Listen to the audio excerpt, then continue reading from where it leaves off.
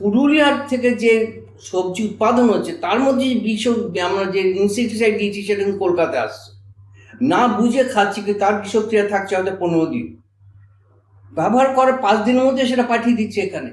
Doctor বুঝতে পারছে না যে এটা কোথা থেকে রোগটা আসছে। আজকে পাঞ্জাবের সোনালিকা দিয়েই কিন্তু আমরা সবুজ বিপ্লব করেছিলাম। পাঞ্জাবে কি অবস্থা আজকে? 1 কোটি ব্যাকটেরিয়া থেকে 1 গ্রাম জমিতে, সেটা পাটার জমি, সেখানে আছে কয়েক হাজার। আমি যদি সেই ব্যাকটেরিয়াগুলোকে আবার ওখানে দিতে পারি তাহলে মাটিটাকে ফার্টাইল করতে পারবো। এখন কন্ট্রাক্ট ফার্মিং হয়ে গেছে, যে ঠিক আমার এই সাইজের আলু চাই, এই সাইজের আলুর জন্য তোমাকে জমিতে এই সারটা দিতে হবে, এই সারটা দিলে এই প্রোডাক্টিভিটি হবে। সে তো আলুগুলো নিয়ে কেটে পটেটো চিপস করে চলে যাচ্ছে, আর পটেটো ফার্মার হয়তো 5 বছর পরে দেখছি তার জমি আর চাষের যোগ্যই নেই। শেষ কোথায়? কোথাও কিন্তু থামতে হবে। আমরা নেগলেক্ট করছি কৃষিটাকে, একদম নেগলেক্ট করছি। আমরা সবাই মিলে যে সম্মানিত চেষ্টা করি, মনে হয় এর হাত থেকে আমরা বাঁচতে পারি।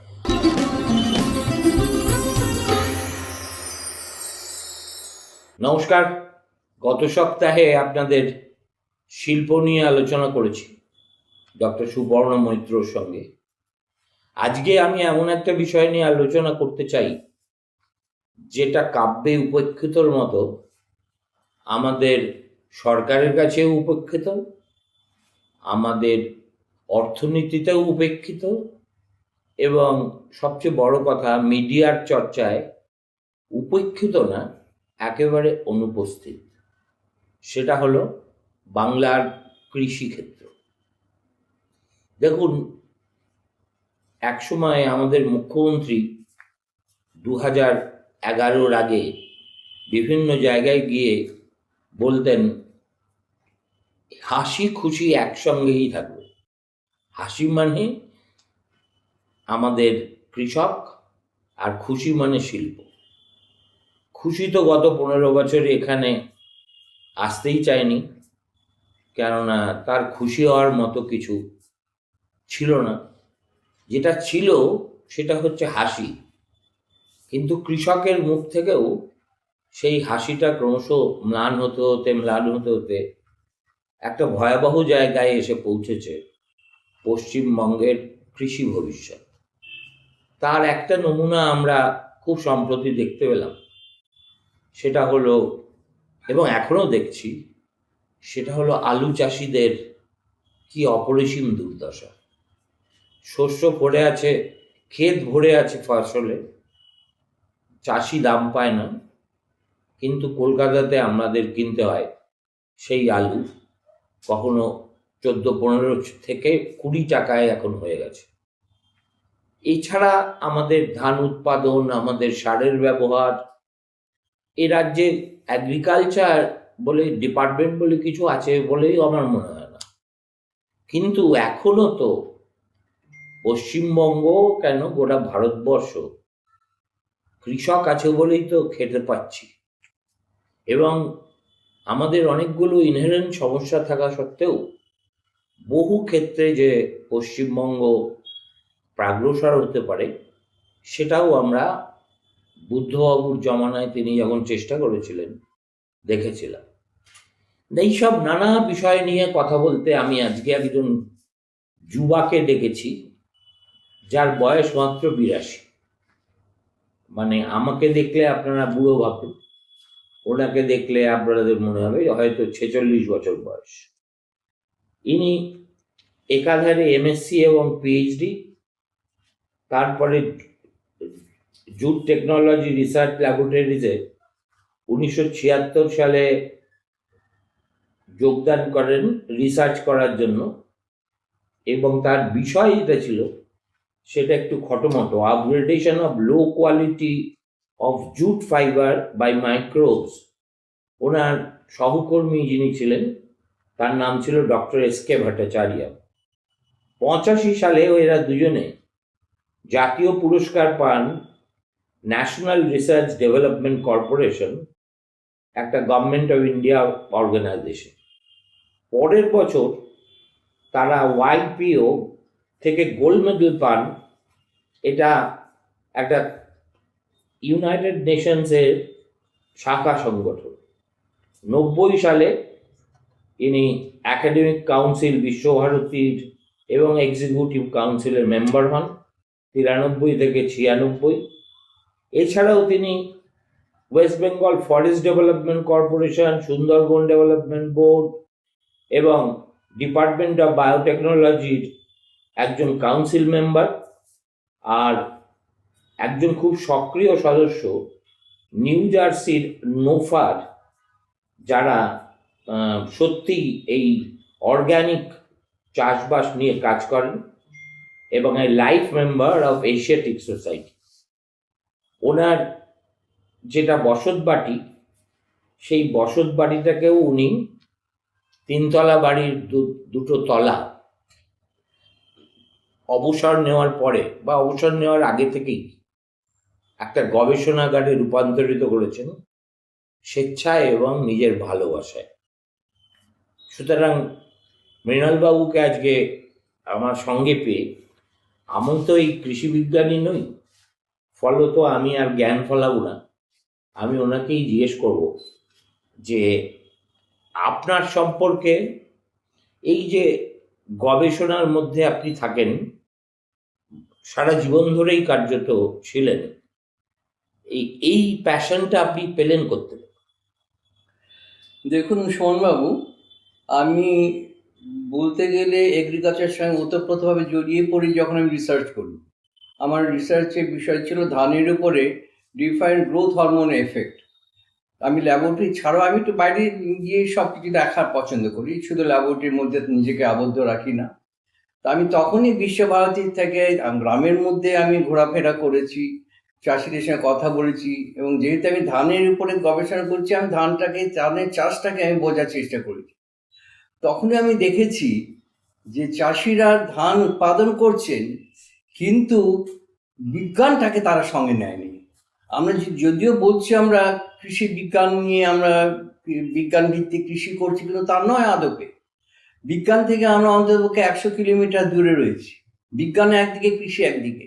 আমাদের শেখানো হয়েছে যে ধান বেশি করে উৎপাদন করতে হবে, এবং আমরা 1965 সালে যেটা আমরা বের করেছি যে আমরা বেশি করে উৎপাদন করতে গিয়ে আমরা কেমিক্যাল ফার্টিলাইজার বা আমরা রাসায়নিক সার ব্যবহারটা আমরা শিখেছি, এবং তার সঙ্গে শিখেছি অধিক ফলনশীল বীজের ব্যবহার।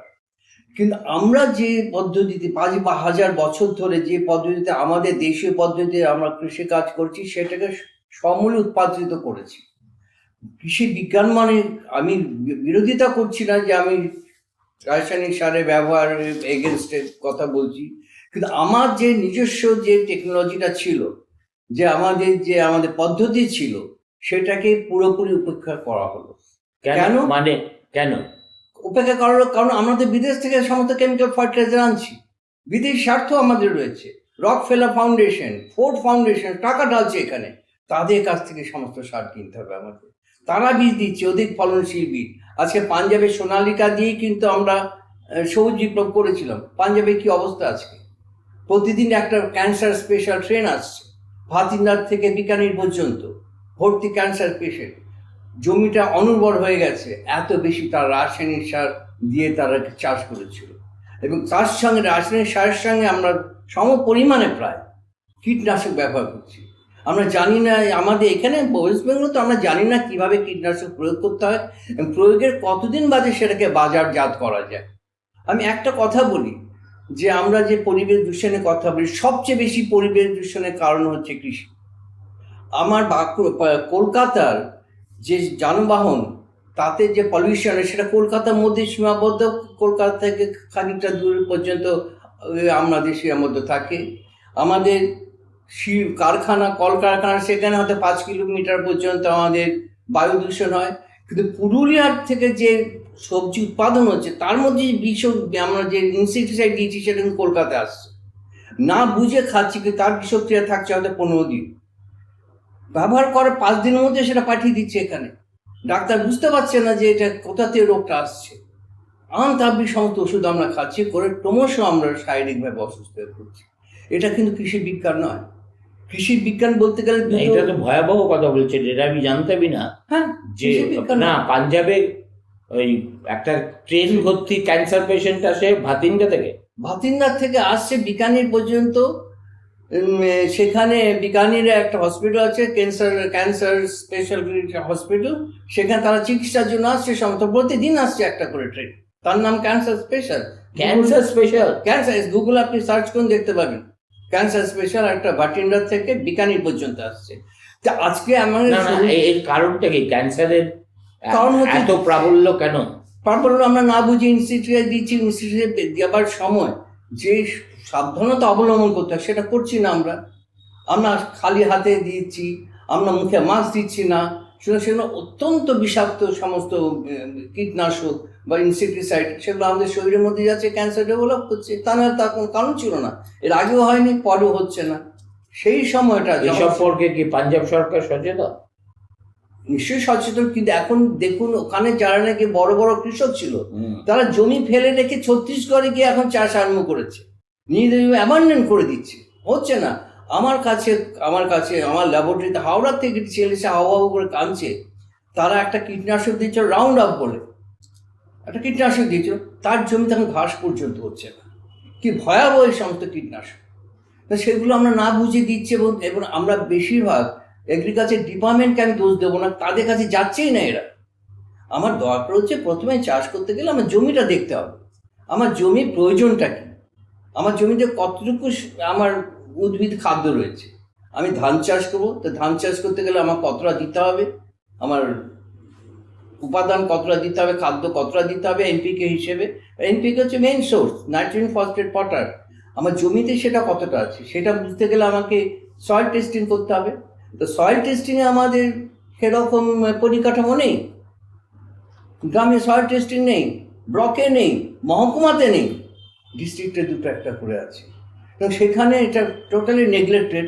আমরা চাষিরা কি করছে তখন, সারের ডিলারের কাছে যাচ্ছে, তারা কিন্তু তাদের অ্যাডভাইস দিচ্ছে, নট এগ্রিকালচার অফিসার, তাদের কাছে যাচ্ছে না এরা, তারা সারের ডিলারের কাছে ছুটে, সারের ডিলার তারা যে উপাদানটা বিক্রি করলে বেশি প্রফিট পাবে সেটা তাদের কাছে বিক্রি করে দিচ্ছে। আমার গাছের রোগ হয়েছে, কীটনাশক দিচ্ছে, আমার পোকা লেগেছে, রোগের ওষুধ দিচ্ছে, কারণ যেটা বিক্রি করে সে তার বেশি টাকা উপার্জন করবে সেটাই সে দিয়ে দিচ্ছে। কিন্তু এটা তো কৃষি বিজ্ঞান বলি না আমরা, কৃষি বিজ্ঞান থেকে অনেক দূরে সরে গেছে। সেখানে আমাকে ডায়াগনোসিস সেন্টার থাকতে হবে, কী হয়েছে, পোকামাকড় লেগেছে, তার ওষুধ কী, রোগ হয়েছে কিনা তার ওষুধ কী, তার জন্য আমার এখানে এক্সপার্ট থাকতে হবে। আমার জমি পরীক্ষার জন্য একটা সয়েল টেস্টিং ল্যাবরেটরি থাকতে হবে। আমি 6-7খানা সয়েল টেস্টিং ল্যাবরেটরি করে দিয়েছিলাম সরকার, একটা চলেনি, কারণ আমাকে তো অ্যাওয়ারনেস বিল্ডিং করতে হবে চাষিদের মধ্যে, যে তুমি সয়েল টেস্টিং করে তুমি তোমার যখন গাছ বসাবে, তুমি যখন আলু বসাও, ধান বসাও, যাই বসাও, তোমার যা রিকোয়ারমেন্ট, তোমার সয়েলে কতটুকু আছে সেটা তুমি না জানলে তো কী করে তুমি অন্য দেবে। তো সেইটা যদি আমি না বোঝাতে পারি, সে যদি তার মাটিটা নিয়ে সয়েল টেস্টিং ল্যাবরেটরি না যায়, এবং সেখানে যদি তারা অ্যাডভাইসটা না দেয় যে তোমার এতটুকু লাগবে, তার বেশি তুমি দেবে না, সেটাই নেই। তারপরে এটাই হচ্ছে গোড়ার কথা, যে আমরা না বুঝে মানে যথেষ্ট পরিমাণে সার জমিতে ব্যবহার করছি। আপনি চিন্তা করতে পারবেন না যে আমি আরম্ভ করেছিলাম পশ্চিমবঙ্গে in the year 1970 95,000 metric ton, এখন দিচ্ছি 15 লক্ষ মেট্রিক টন। জমি কমেছে, জমি তো খুব একটা বাড়াতে পারিনি। 15 লক্ষ মেট্রিক টন 95,000 থেকে কি করে হলো এটা? 15 গুণ বেড়েছে। আমাদের প্রোডাকশন কত হয়েছে, 73 লক্ষ মেট্রিক টন থেকে আমরা 2,10,00,000 মেট্রিক টন করেছি, 3 গুণের বেশি, কিছু বেশি। আর এই 15 গুণ সার বাড়িয়েছি। এর শেষ কোথায়? কোথাও কিন্তু থামতে হবে। আমার দুবাই, আবুধাবি, তারা মরুভূমিটাকে জৈব দিয়ে গ্রিনারি তৈরি করছে, আমাদের উর্বর জমি কেমিক্যাল দিয়ে আমরা মরুভূমি তৈরি করছি। এইটা হচ্ছে ডিফারেন্স আমাদের, কারণ আমরা বুঝছি না, আমাদের জমিকে আমরা বিশ্রাম দিচ্ছি না। খারিফ, বোরো, রবি এই সমস্ত করেই যাচ্ছি। সেখানে আমাদের দরকার হচ্ছে জৈব সার। আমি তো ইউরিয়ার মধ্যে অর্গানিক কার্বন পাবো না, জৈব পদার্থ ইউরিয়ার মধ্যে হবে না, আমার ফসফেটের মধ্যে হবে না, আমার পটাশের মধ্যে হবে না, হবে কোথায়? গোবর সারের মধ্যে। সেটার মধ্যে আমার সমস্ত কিছু ব্যালেন্স আছে, নাইট্রোজেন আছে, ফসফেট আছে, পটাশ আছে, এবং অর্গানিক কার্বন, যেটা মেরুদণ্ড জমি। আমি তো বলি আমি বলি গ্রামের লোকদের তারপরে সর্বত্র গোবর গ্যাস প্ল্যান্ট হওয়া উচিত। সেটা তো ছিল আমাদের আজ থেকে 25-30 বছর আগে, সেটাই ছিল। আদি খাদি বোর্ড ছিল, তারা সমস্ত সাপোর্ট দিয়েছিল, আমরা সেভাবে পপুলারাইজ করতেই পারিনি। এবং সেই স্লারিটা ভীষণভাবে নাইট্রোজেন রিচ, যে গোবর গ্যাস প্ল্যান্ট থেকে যে স্লারিটা বেরোয় সেটা ভীষণ নাইট্রোজেন রিচ, সেগুলো আমরা করলামই না। আমরা ছুটছি ইউরিয়া, মানে অ্যাডিক্টেড এভাবে হয়ে গেছি, যেমন ড্রাগ অ্যাডিক্টেড হয়, ফার্টিলাইজার অ্যাডিক্টেড। ড্রাগ অ্যাডিক্টেড যদি থানায় নিয়ে যায়, সময় মতো যদি ড্রাগ না পায় মাথা ঠুকবে, রক্ত বের করে দেয় মাথা ঠুকবে। এখানেও চাষের সময় যদি কেমিক্যাল ফার্টিলাইজার না পায়, ভাঙচুর করবে এডিও অফিস এবং সারের দোকান। অ্যাডিকশন, এটা আমরা করেছি। Indo German project, Indo British project দেখিয়ে এইটা ম্যাজিক্যাল এফেক্টটা দিয়েই করছি। একবারও কোথাও অর্গানিক নিয়ে ট্রায়াল হলো না। সবচেয়ে বেশি ইন্ডিয়াতে আত্মহত্যা করেছে বিদর্ভে, মহারাষ্ট্রে। সেখানে গিয়েছিলাম আমি কেন, একটা টিম ওয়েস্ট বেঙ্গল গভর্নমেন্টের, তখন লেফট ফ্রন্ট ছিল, ওয়েস্ট বেঙ্গল গভর্নমেন্টের একটা টিম, এগ্রিকালচার ডিপার্টমেন্টের অফিসাররা, আমি, ইউনিভার্সিটির প্রফেসর টি.কে. বসু, আর.এন. বসু, এরা সব গিয়েছিল। সেখানে দেখলাম একটা মুভমেন্ট হচ্ছে যে গো ফর অর্গ্যানিক। সমস্ত পলিটিক্যাল পার্টি উইদাউট ফ্ল্যাগ তারা বলছে গো ফর অর্গ্যানিক। এবং আমরা চাষিদের বাড়িতে গেছি, প্রত্যেক বাড়িতে কেউ না কেউ সুইসাইড করেছে। এখন ওরা দেখালো মানে একদম কমপ্লিট ইনঅর্গানিক ছেড়ে দিয়েছে। ওখানে সুভাষ পালেকর বলে যিনি আছেন, তিনি গাইডেন্স দিচ্ছেন যে অর্গানিক করতে হবে এবং বায়ো ফার্টিলাইজার ইউজ করতে হবে। মানে ধান দেখার মতো হয়েছে, কোনো রকম ইনঅর্গানিক দেয়নি। এবং তারা বলছে আমরা 2 বছরের মধ্যে যা লোন ছিল সব শোধ করে দিচ্ছি। সেটা কেন আমরা এখানে রেপ্লিকেট করতে পারলাম না? বিদর্ভের মতো জায়গা যেটা অনেক শুষ্ক, বলছে সমস্ত political party without any political flag সবাই মুভমেন্টে নেমেছে। আমরা কেন মুভমেন্টে নামতে পারছি না? আমরা করতে পারি, আমরা শুধু আমাদের দরদ হচ্ছে শুধু টেলিভিশনের সামনে। হ্যাঁ, একদম। আমি তো বলি যে আমি তো আমার ব্রেকফাস্টে মোবাইল ভেঙে ব্রেকফাস্ট করবো না, আমি ল্যাপটপ ভেঙে লাঞ্চ করবো না। আমার তো দরকার কৃষি পণ্য, সেটা জমি থেকে আসবে। কোন টিভি চ্যানেল দেখায় বলুন তো এই প্রবলেমগুলো? না, কোন টিভি চ্যানেল? আমাদের প্রত্যেকে কিন্তু কনসার্ন হওয়া উচিত। আমাদের এবার আপনি বলুন, পশ্চিমবঙ্গে এই যে কৃষির কার্যত উপেক্ষিত এবং ছোট ছোট জোতে বিভক্ত বলে আমরা বলি যে এখানে মেকানাইজেশন অফ এগ্রিকালচার হয়নি, লাইক ইন পাঞ্জাব বা হরিয়ানা বা গুজরাট। কিন্তু আমাদের খণ্ডিত জমি কি সত্যি এত বড় সমস্যা যে আপনি তো যা প্রোডাকশনের ফিগার দেখালেন সেটা তো এই খণ্ডিত জমি থেকেই হয়েছে, কেমন? এবং কৃষি আমরা প্রায়শই শুনি যে কৃষিকাজ আর রেমুনারেটিভ নেই। সো কৃষকের ছেলে আর কৃষক হতে চাইছে। কৃষকের ছেলে, বুদ্ধবাবু প্রায় বলতেন, কৃষকের ছেলে কৃষক হবে কেন? সে তো অন্য জায়গায় গিয়ে ভালো চাকরি করতে পারে। কৃষক তো সম্পন্ন কৃষক তার ছেলে মেয়েকে সেভাবেই মানুষ করেছে। বাংলার কৃষিক্ষেত্রের একেবারে মূল সমস্যার যেগুলো আপনার এত বছরের অভিজ্ঞতা থেকে দেখেছেন, আমি যদি আপনাকে 3-4টে চিহ্নিত করতে বলি তাহলে সেগুলো কি হবে? প্রথম হচ্ছে আমাকে একটু পড়াশোনা করতে হবে যে কৃষিটাকে কী করে আমি ডাইভার্সিফাই করব। শুধু আমাকে পড়াশোনাটা কে করবে? এই যে বলছেন ছেলেরা ছোট আছে, তারা করছে না, তারা বেরিয়ে যাচ্ছে। আমি আমেরিকায় দেখেছি তারা অফিস মেনটেন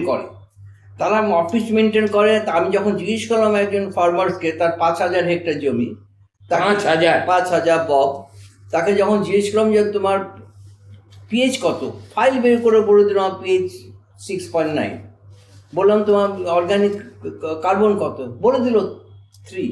মানে তারা রীতিমতো যেটা করে ডেডিকেটেডলি করে। এখানকার মতো না, আমাকে দেখতে হবে না ডাইভার্সিফিকেশন করে। ধরুন আপনাকে ওই কত হাজার হেক্টর বললেন? 5,000।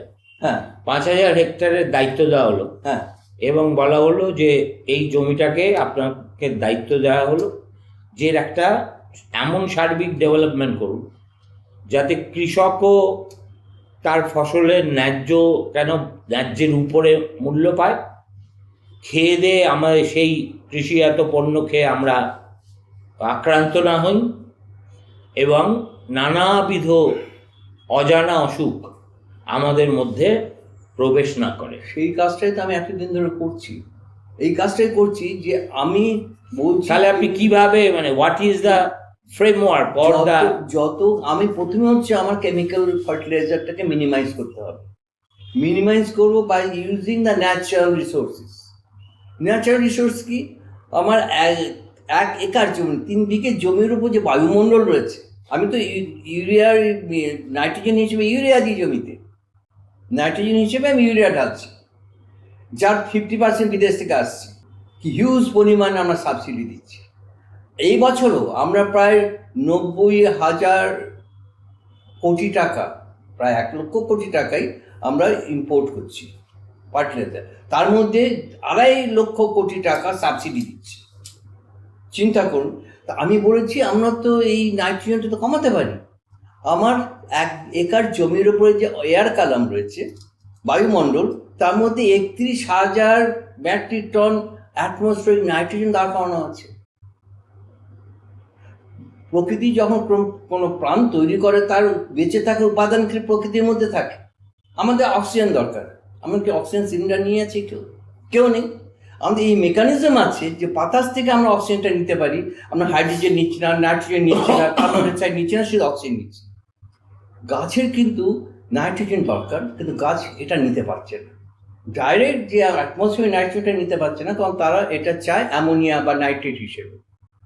প্রকৃতি তার জন্য কি করে রেখেছে, জমির মধ্যে শেকড়ের চারপাশে বলছি রাইজোস্ফিয়ার, সেখানে প্রচুর ব্যাকটেরিয়া তৈরি করে রেখেছে।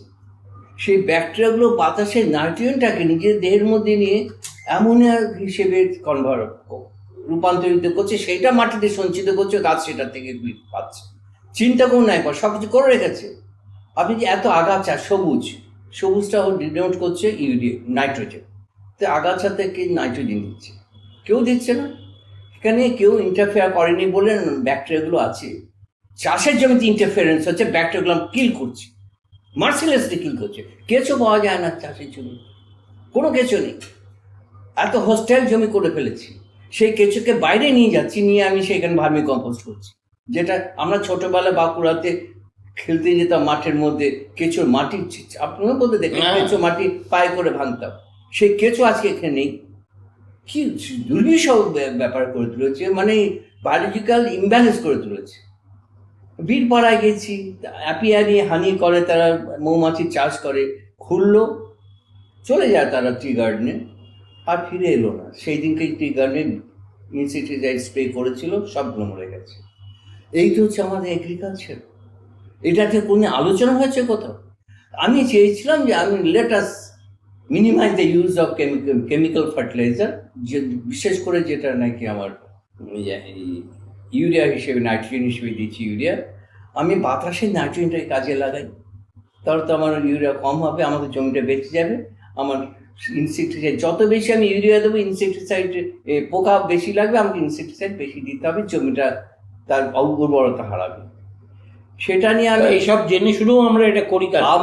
আমি বলছি এমন কোনো ব্লক নেই সেখানে আমি যাইনি। আমি বলি I M A folk speaker, আমার সঙ্গে ল্যাপটপ থাকে, আমি ইমোশনাল হয়ে যাই বলতে।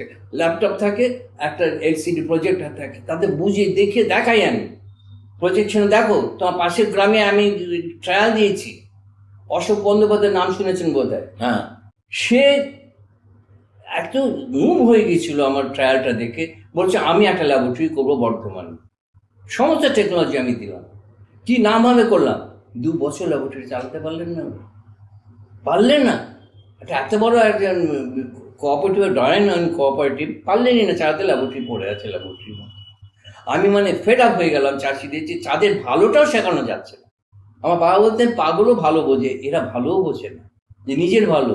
আমি লো কস্ট এগ্রিকালচার করবো, আমরা অর্গানিক করলে দাম বাড়ে না, দাম কমে। আমি যদি নাকি সত্যি অর্গানিক করতে পারি, আমার রোগ পোকা অনেক কমে যাবে। আমি তো কালকেই বললাম কাকে যে আমরা তো আগে 60-70 বছর আগে তো কোল্ড স্টোরেজ ছিল না আমাদের, সারা বছর আলু খেয়েছি, কারণ তখন জৈব সার দিয়ে আলু হতো। এখন আলুতে তো ড্রাই ম্যাটার 20%, 80% জল, তাও আর্সেনিক জল অনেক জায়গায়। তা 80% জল খাচ্ছি আমরা আলুতে, যেহেতু এত বেশি জল, সুতরাং স্টোর করা না করলে নষ্ট হয়ে যাচ্ছে, পচে যাচ্ছে, ফাঙ্গাস অ্যাটাক করছে। যেই মুহূর্তে ওরা এটাকে অর্গানিক কনভার্ট করবে, 6 মাস 8 মাস রাখতে পারে, বাড়িতে রাখতে পারে, কোল্ড স্টোরেজের দরকারই নেই। এই যে অর্গ্যানিকে করলে কি চাষের পরিমাণটা কমে যাবে? একদম না, আমি তো দেখিয়ে দিচ্ছি সেটা। 5 to 10% ইনক্রিজ হচ্ছে প্রোডাকশন। দেখুন, তার মানে আপনি যেটা বলছেন এটা একটা চেতনার স্তরে বিপ্লব। একদম, এই যে আমরা ইমবেডেড করে দিয়েছি, ম্যাজিক্যাল এফেক্ট। লোকে জানে না, যারা ড্রিঙ্ক করে বা যারা নাকি ড্রাগ নেয়, শরীর খারাপ হচ্ছে, কিন্তু তার সত্ত্বেও ছাড়তে পারে না। এটা কিন্তু জানে যেই আলুর সময় এলো বা ধানের সময় এলো, ছুটে যাবে। আমি সেদিনকার শুনছিলাম যে 1600 টাকার বস্তা আলু বীজ 3600 টাকা কিনতে হচ্ছে তাতে, তাও কিনবে তারা ছুটে গিয়ে। আলুর বস্তা 10 টাকারটা 35 টাকা হয়েছে। সে এক্সপ্লয়েট করছে, কারণ তোমরা এত বেশি তোমরা করছো। আমার ক্যাপাসিটি হচ্ছে, আলু রাখার ক্যাপাসিটি হচ্ছে 1 কোটি মেট্রিক টন, আমি করছি 1,40,00,000 মেট্রিক টন। হতেই হবে তাহলে, কারণ এবার আমার এনভায়রনমেন্ট ভালো ছিল। এর জন্য তো গভর্নমেন্ট দায়ী নয়। তুমি তো করেছো কেন? কোনো লেখাপড়া নেই তো, একদম বেহুশের মতো কাজ করে তারপর থাপড়ায়, তারপর কপাল থাপড়াচ্ছে, সুইসাইড করছে। একটু বিবেচনা করে যে আমি কতটা করব, আমার এর জন্য লেখাপড়া করতে হবে। এর জন্য লেখাপড়াটি তো নেই। লেখাপড়া নিয়ে আমি এত করে বোঝাই তাদেরকে যে তোমরা যে এই বই দেখাই আপনাকে একটু। এই বইটা হচ্ছে recommendation, fertiliser recommendation, government of West বেঙ্গলের এগ্রিকালচার ডিপার্টমেন্ট। এটা প্রত্যেকটা পঞ্চায়েতে থাকার কথা। চাষিরা কিন্তু এটা জেরক্স করে নিতে পারতো। আমি বলি আপনাদের পাঁচালি আছে, শনির পাঁচালি, তারপরে সত্যনারায়ণ পাঁচালি, তো এই পাঁচালিটা রাখেন না কেন? লোকে এই পাঁচালিটা রাখেন না কেন? আপনারা চাষ করেন। ইদানিং আবার রাজনীতিতে এসছে একটা পাঁচালি, সেটা অলক্ষীর পাঁচালি। যাই হোক, হ্যাঁ, তা আমি বলি যে এই বইটা কেন আপনার কাছে থাকে না? তাহলে তো বুঝতে পারবেন যে কোন আপনার জমি কোথায়, কতটা, কোন চাষে কতটা কি দিতে হবে, তো লেখা আছে এখানে। আপনি কেন ডিলারের কথা শুনবেন? তা কে কার কথা শোনে? ডিলাররা যা বলবো। আরেকটা কিন্তু জিনিস ইংরেজি চাষিরা বুঝবে কি করে? সুমনবাবু, আরেকটা কথা আমি জানি, আমি বলছি যে there is no difference in between creditor and beggar. 50% উপরে লোকে ক্রেডিটের জিনিস কেনে, সেখানে ডিলাররা যা বলে দেয় সেটা কিনতে বাধ্য হয়। আমার পকেটে টাকা থাকলে আমি বলবো যে এইটা আমি কিনবো, যেহেতু পকেটে টাকা নেই, ওরা যেটা ডিকটেট করবে that you have to purchase that. এইখানে হচ্ছে ভীষণ একটা। আর সেখান থেকে যদি না পায়, তারপরে পারচেস তো করলাম, অনেক ডিলার উঠে গেছে, তুলতে, কারণ তারা টাকা রিয়েলাইজ করতে পারেনি। চাষিদের আত্মহত্যা করছে, তার টাকা কে দেবে? সুতরাং তারাও রিস্ক নিয়ে দেয়, এবং প্রত্যেক ছোট ডিলার অনেক উঠে গেছে, তার পারেনি বিজনেস চালাতে, কম ধার দিয়েছে, ধার শোধ করতে পারেনি। কিন্তু একটা ভিশিয়াস সাইকেলের মধ্যে পড়ে গেছে আমাদের কৃষিটা, একটা ভিশিয়াস। সেখানে বের করতে গেলে প্রত্যেকে অ্যাক্টিভ হতে হবে, প্রত্যেকেরই অ্যাক্টিভ হতে হবে। বলেছেন আমাদের কবিগুরু, বলে গেছেন, আমি ইংলিশে করছি, the time has come to apply the global knowledge in our agriculture. Today, the agricultural practices should not be restricted only within the farming community. The educated people and the scientists should join hands with the farmers. Today, the attachment of the share, mane lagole fola, is not enough with the soil, is not sufficient. The knowledge and intelligence should also join with this. কবে বলে গেছে? ভূমিলক্ষ্মী 1925, 106 বছর আগে। আমরা এখনো সেটা করতে পারিনি। উনি যেটা বুঝিয়ে বাংলায় লিখেছিলেন, ইংরেজিতে লিখেছিলেন? বাংলায় লিখেছি, আমি ইংলিশ সাইটে আমি ট্রান্সলেট করেছিলাম আর কি। পৃথিবীতে বাংলায় বললে তো আমার দর্শকদের সুবিধা। চাষের জমির উপরে পৃথিবীর জ্ঞানের আলো ফেলিবার দিন আসিয়াছে। আর শুধু চাষি চাষ করিবার দিন নাই, ইহাতে বিদ্বান বুদ্ধিমানকে যোগ দিতে হইবে। আজ শুধু চাষের লাঙলের ফলার সঙ্গে মাটির সংযোগ যথেষ্ট নয়, ইহার সঙ্গে বিদ্বান বুদ্ধিমানের সংযোগ হওয়া আছে। কবিগুরু রবীন্দ্রনাথ ঠাকুর। সেই লক্ষ্যেই কিন্তু উনি শ্রীনিকেতন করেছিলেন। শ্রীনিকেতন এবং কোঅপারেটিভ, এগ্রিকালচার কোঅপারেটিভ ওনারই সৃষ্টি, এগ্রিকালচার কোঅপারেটিভ। কিন্তু আমরা কি করব, আসলে উনি জমিদার ছিলেন তো, হ্যাঁ, ফলে উনি ক্ষেতটা সম্পর্কে ওয়াকিবহাল ছিলেন। উনি যদি ওয়াকিবহাল থাকেন আজ থেকে 100 বছর আগে, আমরা এখনো ওয়াকিবহাল হলাম না, আমরা হলাম না ওয়াকিবহাল। আমরা গেলাম না, আইসিআর একটা প্রজেক্ট করেছিল ল্যাব টু ল্যান্ড, ল্যাবরেটরিতে ল্যান্ডে গিয়ে তোমাদের এক্সপেরিমেন্ট করে দেখতে হবে এবং তোমাদের ওখানে ইমপ্লিমেন্ট করতে হবে। হলো না, সাকসেসফুল হলো না। Nobody is incline to go to the land. আমি ল্যাবরেটরিতে বসে কাজ করি। তো এইটা যদি মান ভাঙতে পারি আমরা, তাহলে কিছুই করতে পারবো না আমরা। সেটা আমি চেষ্টা করেছিলাম। এমন কোনো ব্লক নিয়ে আমি যাইনি, প্রতি জায়গা ঘুরেছি আমি। ব্লক পশ্চিমবঙ্গে সব কটা ব্লক, প্রায় সব ব্লক, 343টা ব্লক আছে। হ্যাঁ, আমি প্রায় সবগুলোতে গিয়েছি। এই দীর্ঘ সময় 50 বছর তো আমার হলো প্রায় কাজ। এই যে মালদায় কোঅপারেটিভ সোসাইটি আমার সাথে হাত মিলিয়েছিল, সেখানে গাজলে আমরা প্র্যাকটিস করেছি এবং সেখানে দেখিয়ে দেওয়ার পরে যে কী রেজাল্ট আসছে, কোথায় হলো, লোক নিল কোথায়, সেই গিয়ে ঘুরে ফিরে কেমিক্যাল। এখন হয়েছে কি, এখন অর্গানিক এগ্রিকালচার বা অর্গানিক প্রোডাক্ট বাজারে একটা ফ্যাশন হয়েছে, একটা ফেটিশ হয়েছে, এবং সব দামও তাদের মানে বাজারের যে অন্য যা পাওয়া যায় তার চাইতে বেশি।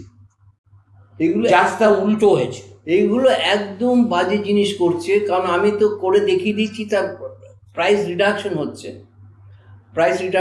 কারণ আমাকে ডিপেন্ড করতে হচ্ছে না। এবং গভর্নমেন্টের সুবিধা হচ্ছে, সাবসিডি কমে যাচ্ছে। কত টাকা সাবসিডিতে হচ্ছে সেটা স্টেট গভর্নমেন্ট কিন্তু যখন ভ্যাট সিস্টেম ছিল এর থেকে ভ্যাট তুলে দিয়েছিল, যে অর্গানিকে ওটা কোনো ভ্যাট থাকবে না। সেন্ট্রাল গভর্নমেন্ট সে ভ্যাটটা বসিয়ে দিল আবার 5% জিএসটি, এবং কেমিক্যালের সঙ্গে অ্যাড পার করে দিল অর্গানিককে।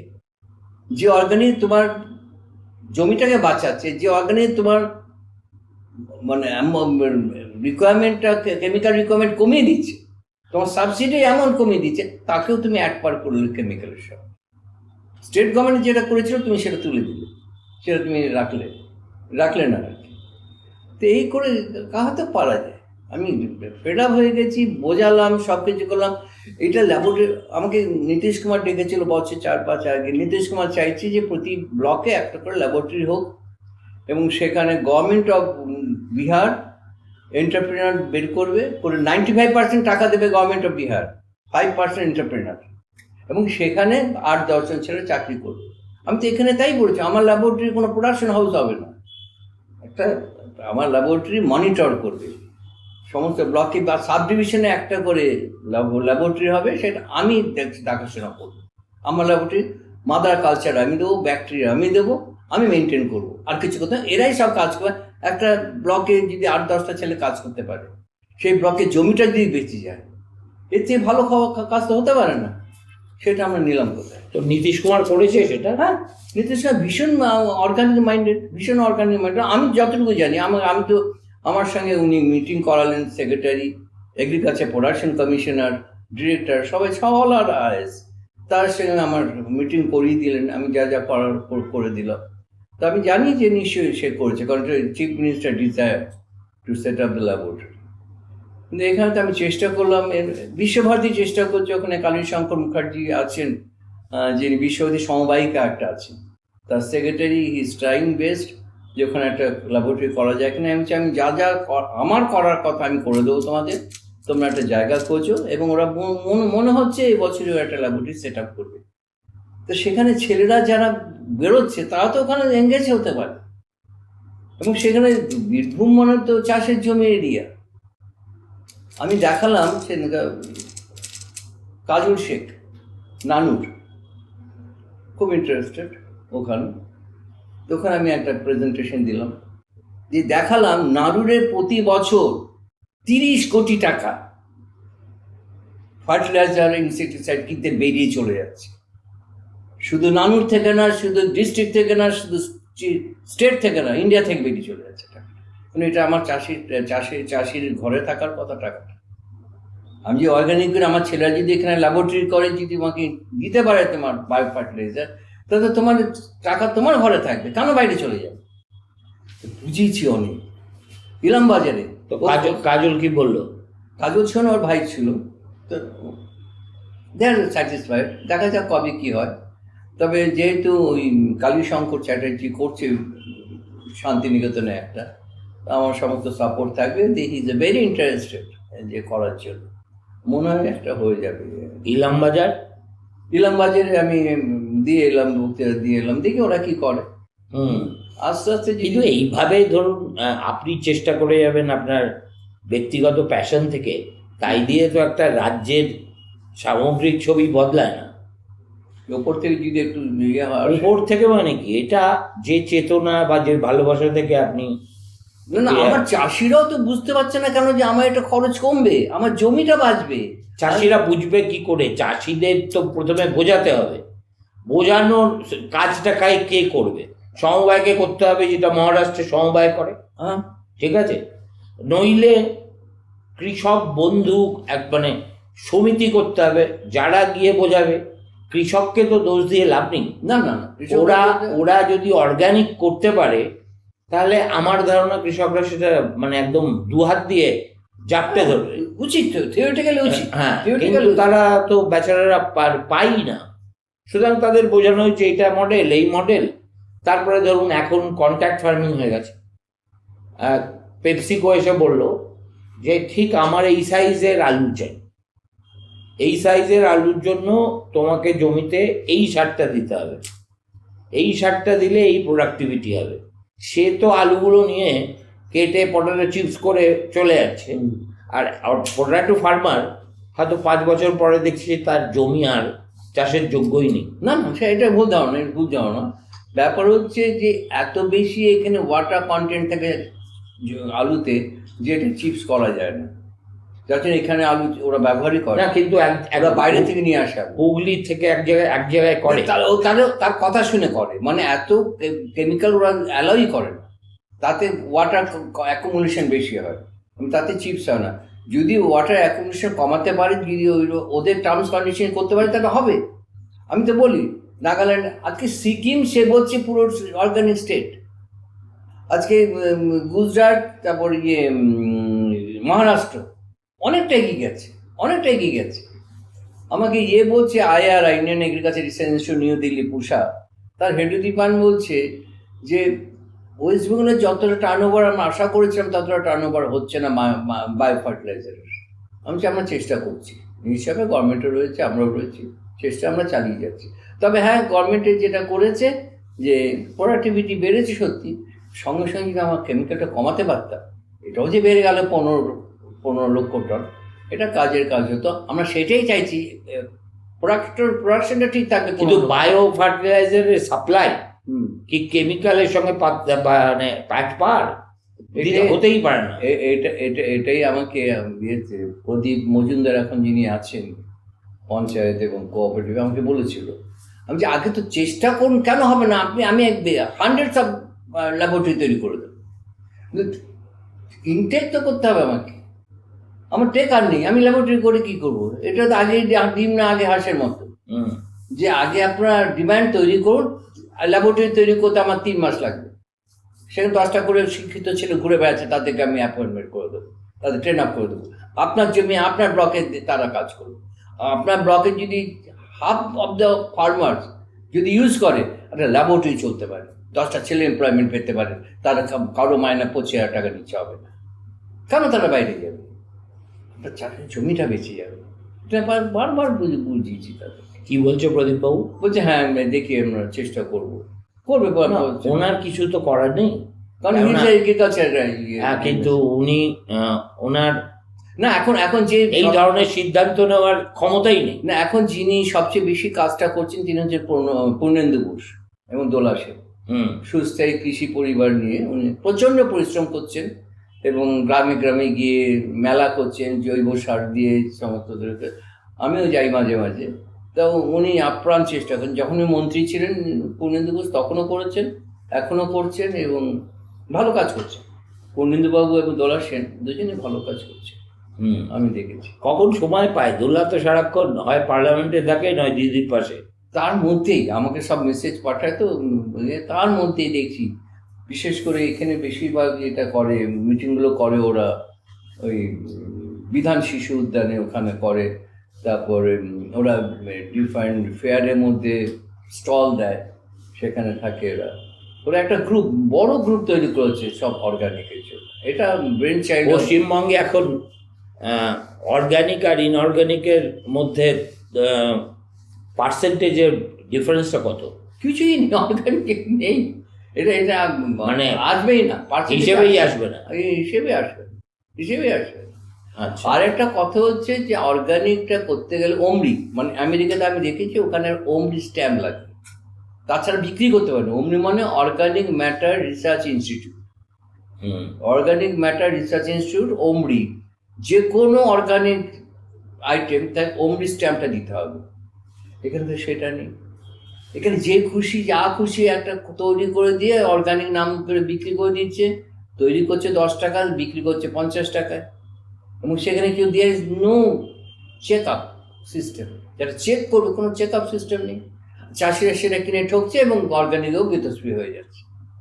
তাহলে অর্গানিকে এখন সবচেয়ে প্রাগ্রসর রাজ্যগুলো কি কি? কোনটা? অর্গানিকে কারা এগিয়ে গেছে আমাদের রাজ্যগুলোর মধ্যে? সিকিম তো আছি,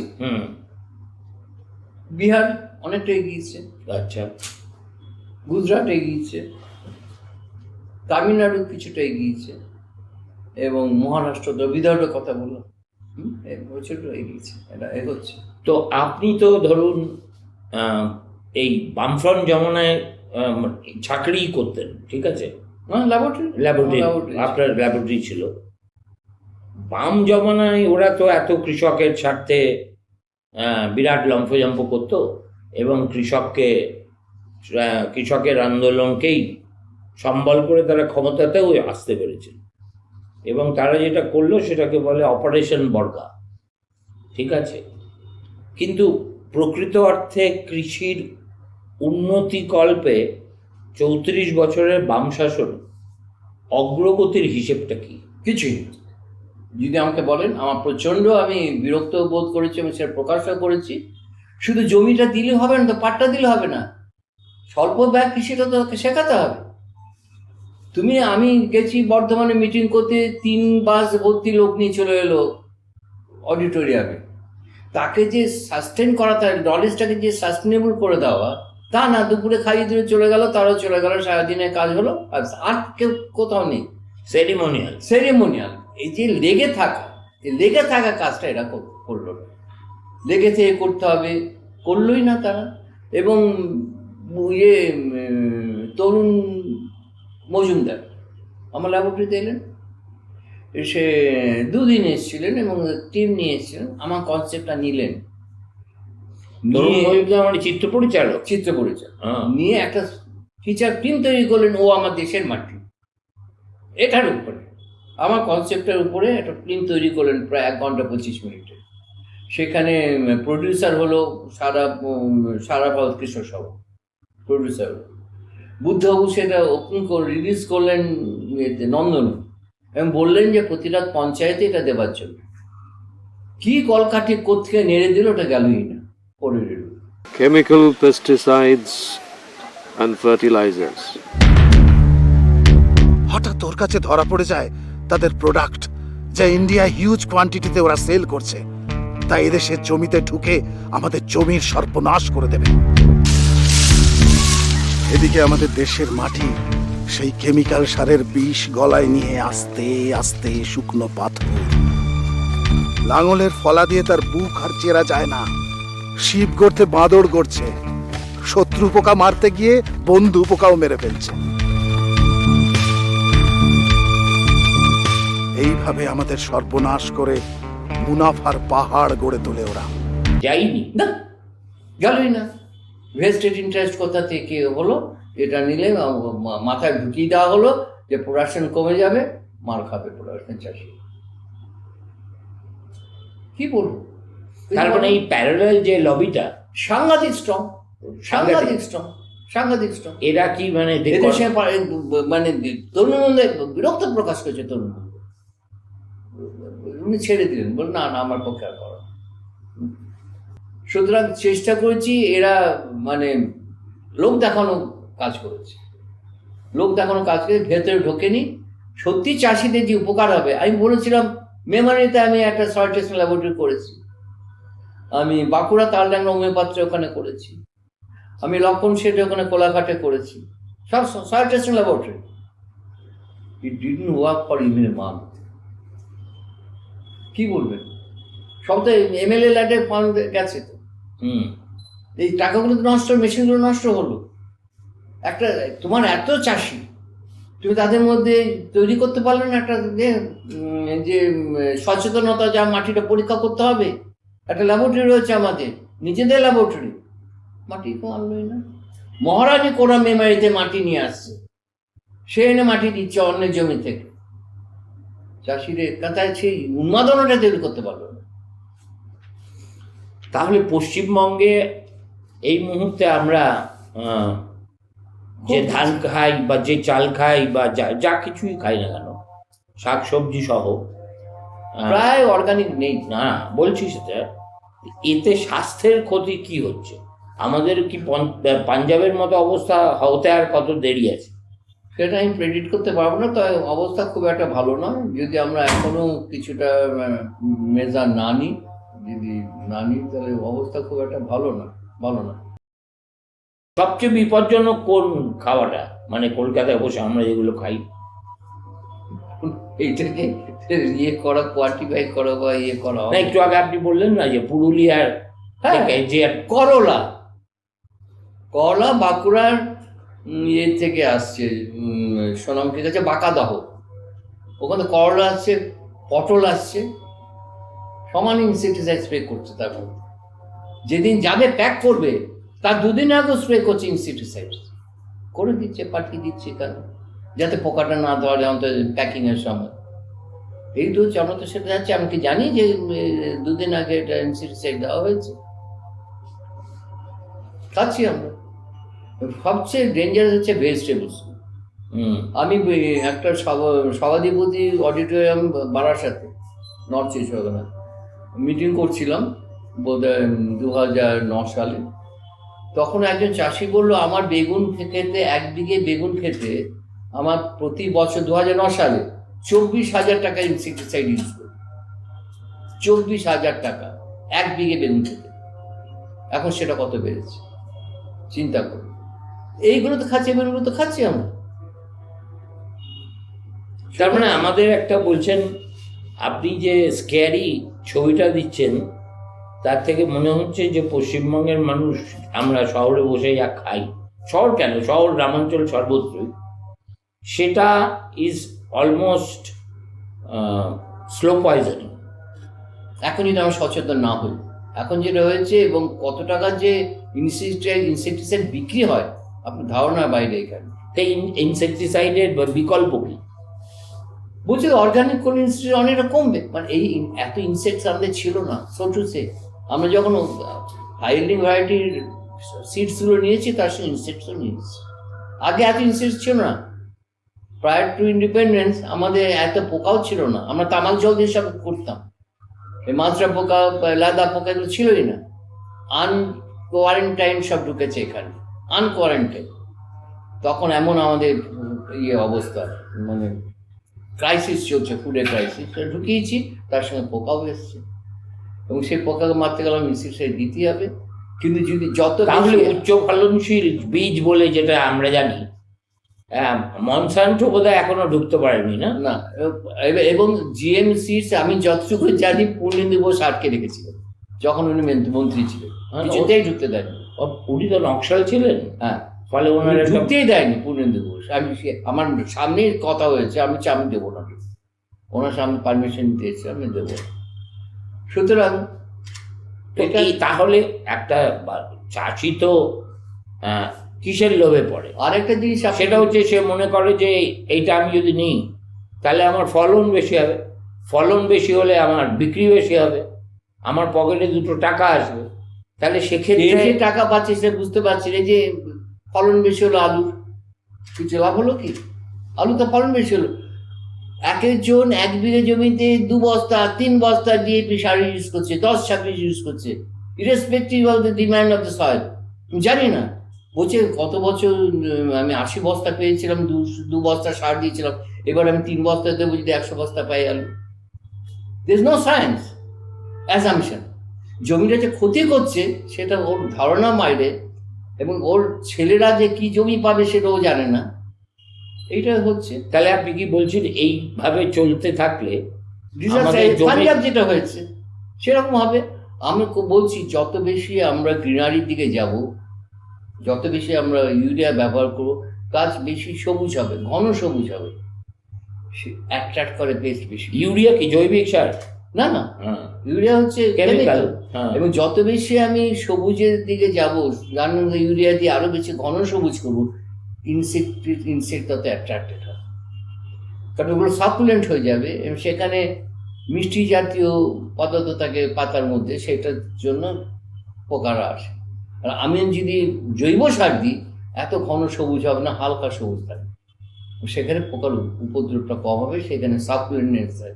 যে আমরা বলি না যে সবজির কোনো স্বাদ পাই না, কোনো স্বাদ নেই, কড়াই দিয়ে দিলে জল বেরিয়ে যাচ্ছে এক গাদা, তার মানে কি আমার যে কোষগুলো আছে সেল, সেগুলো যখন আমরা কেমিক্যাল দিচ্ছি সেলগুলো বেড়ে যাচ্ছে, সেলগুলো বড় হচ্ছে, কিন্তু তার মধ্যে যে প্রোটোপ্লাজম নিউক্লিয়াস আছে সেগুলো বাড়ছে না। Who are responsible for the test, সেগুলো বাড়ছে না, কিন্তু সেলটা বড় হয়ে যাচ্ছে, আর ওখানে ফাঁকা তো থাকতে পারে না, তার মধ্যে জল ঢুকছে। আপনি বিশ্বাস করুন, বোরো চাষে 1 বিঘে বোরো চাষে আপনার জল খরচ হয় 20 লক্ষ লিটার। 5 জনের ফ্যামিলি 5 বছরে যে জল ব্যবহার করে, 1 বিঘে জমি 1 বছরে সেই জল ব্যবহার। চিন্তা করতে পারছি? গ্রামে টিউবওয়েল শুকিয়ে যাচ্ছে, গ্রামে কুয়ো শুকিয়ে যাচ্ছে, সব এত জল লাগে কেন? লাগে। হাই বিল্ডিং এ লাগবে জল, যখন আমরা কেমিক্যাল দিচ্ছি তখন জল দিতে হবে, কারণ সেলগুলো তো বড় হয়ে যাচ্ছে, তার মধ্যে ভ্যাকুয়াম থাকতে পারে না, সেটা জল দিয়ে ফিল আপ করতে হয়। কতটা বুঝতে পেরেছেন? 1 কেজি ধান তৈরি করতে 3.5 থেকে 4 হাজার লিটার জল লাগে। অনেক দেশ তার জন্য চাল করে না, তারা কিনে নেয় চাল। আমি জল নষ্ট করব না বলছি তো, 5 জনের ফ্যামিলির 6 বছরে যে জল লাগে, 1 বিঘে জমি বোরো চাষ করতে 1 বছরে সেই জল খরচ। আর এর সঙ্গে সঙ্গে আমাদের যে গ্রাউন্ড ওয়াটার, হ্যাঁ, তার Depleted লেভেল হয়ে যাচ্ছে। মানে একেবারে যেমন একটা জায়গায় পৌঁছেছে, হ্যাঁ, যে আর্সেনিক, মাঝখানে একটা আর্সেনিক বাইরের- সচেতনতা হ্যাঁ ড্রাইভ হয়েছিল, হ্যাঁ, এখন দেখি সেটা নিয়েও আর কেউ চর্চা করে না। সব গাছ হয়ে যাচ্ছে, সব গাছ হয়ে গেছে আমাদের। তো আর্সেনিক মিশ্রিত চাল ডালও আমরা খাচ্ছি। আমরা তো টেস্ট করি না, টেস্ট করে সব কিছু দেখা যাবে, ভয়ে টেস্ট করি না আমরা। টেস্ট করবো অনেক কিছু বেরবে, দরকার দিয়ে যা বলছে হচ্ছে তো চলবে। ধরুন আপনি যখন বাজারে যান, হুম, আপনি তো রোজ বাজারে যান বললেন আমার। আমি বাজে হ্যাঁ, তো আপনি কি দেখে আপনার বাজারটা করেন, এবং সেটা আপনার কি পরামর্শ মানে আমাদের মতো গেরস্থদের? সেখানে কি বলবো, এখানে তো অর্গানিকের কোনো সিন নেই যে আমি বুঝবো যেটা অর্গানিক জিনিস আমি কিনবো, এটা ছোট হবে, একটু ডোয়ার্ফ হবে, অর্গানিক। কিন্তু আপনি বিপদের সম্ভাবনাটা তো বুঝতে পারবেন। সেটা নিশ্চয়ই। এই এত বড় বেগুন খাই আমরা। হ্যাঁ, একদম একদম, সেটা সেগুলো- অ্যাভয়েড করা ভালো। হুম, আজকাল দেখবেন আমাদের টমেটোগুলো দেখবেন তো আজকাল মারলে কপাল ফুলে যাবে। আগে আমরা টমেটো খেতাম, রসে ভর্তি থাকতো, স্কিনটা খুব খুব নরম স্কিন ছিল। হুম, হুম। এখন এরকম শক্ত শক্ত tomato, it is hybrid tomato. আমরা কোয়ান্টিটি চাইছি, কোয়ালিটি না। এখন দেখছি কুমড়ো ট্যাপার্ড, গোল ট্যাপার্ড, মানে আমাদের যে লোকাল ভ্যারাইটি সেটা চলে গেছে, খুঁজে পাওয়া যাচ্ছে না। এইগুলোর উপর আপনার থাকতে হবে, কি করবো আর? এটা চেক না না, কি করবো আর? সোর্সে যদি চেক না করতে পারি, তাহলে তো আমাদের কিছু করার নেই, সোর্সে চেক করতে হবে। কিন্তু মানে তার মানে কি? তার মানে কৃষি নিয়ে সবার একটু ভাবনা চিন্তা করতে হবে। আমরা আমি ছেড়ে দিয়েছি, ওটা চাষার জিনিস, চাষারা বুঝবে। না, এটা আমাদের সবার জিনিস, গুরুদেব বলে গেছে এটা সবার জিনিস। সেটা নিয়ে একটু ভাবনা চিন্তা করে একটু সময় দিতে হবে, যে আমরা কী করে এটা হাত দিয়ে পরিত্রাণ পাবো। এটা যদি আমরা চিন্তা ভাবনা করি, তাহলে কিন্তু আমাদের সরকারও কিন্তু আমাদের সঙ্গে সহমত হবে, সে তারও কিন্তু ভাবনা চিন্তা করবে। আমরা নেগলেক্ট করছি কৃষিটাকে, একদম নেগলেক্ট করছি। আমরা সবাই মিলে যদি সম্মিলিত চেষ্টা করি, মনে হয় এর হাত থেকে আমরা বাঁচতে পারি। অনেকে বলে যে ডাইভার্সিফিকেশন অফ এগ্রিকালচার হলে রেমুনারেটিভ হবে। আমাদের চাষিদের প্রবণতা হচ্ছে ধান উৎপাদন করো, একদম ওটাই হচ্ছে সেফেস্ট। আর এমএসপি একটা আছে, কিন্তু সবাই এমএসপি পায় না।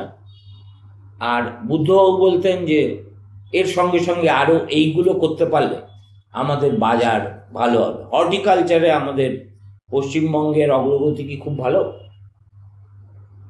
হর্টিকালচার সেরকম কিছু ভালো নয় আর কি। হুম। তবে হর্টিকালচার বলতে আমরা প্রিডমিনেন্টলি আমরা আমটা বুঝি। আগে ছিল আমাদের কমলা লেবু, দারচিনি, আর খুঁজে পান না, আর নাগপুরের ফ্লাট করে দিচ্ছে, নাগপুরে পাঞ্জাবে কমলা লেবু। আমরা সেদিকেও নজরটা দিলাম না, কমলা লেবুটাকে নার্চার করলাম না। আর কি আমাদের আনারস চলে গেছে আসামের ওদিকে, আমাদের শিলিগুড়ি টিলিগুড়ি প্রচুর আনারস হতো, সেটাও তো আর নেই। সব তো বটল ইয়েতে লিপে চলে গেল, ছোটো টি গার্ডেনে চলে গেল সব। সেইভাবে যে হয়েছে সেটা নয় যে হর্টিকালচার বিরাটের করেছে। আমাদের ইয়ে ওয়াটারমেলন ছিল, তরমুজ ছিল সাগরে, সেটা অনেকটা বাধাপ্রাপ্তি হয়েছে, যেটা দাম পাওয়া উচিত ছিল পায়নি। তো এখন বোধহয় আবার আরম্ভ হয়েছে আর কি, কিছুটা রিভাইভ করার চেষ্টা হচ্ছে তরমুজটাকে। তার মানে এই যে সেই রকম না, আমি দেখেছি বিয়েতে। তার মানে আমাদের নদীগুলো ইকুয়ালি পলিউটেড হচ্ছে। হ্যাঁ, একদম। মাছ পাওয়া যাবে না, এরপর মাছ পাওয়া যাবে না। বুরুলি মাছ বিয়েতে আপনি বোধহয় জানেন, জলপাইগুড়িতে তিস্তা নদীতে বরুলি মাছ পাওয়া যেত, আমি জানি, সেটা নেই, উঠে গেছে সেটা। দারুণ খেতে। হ্যাঁ, চলে কবে গেছে। থেকে উঠে গেল?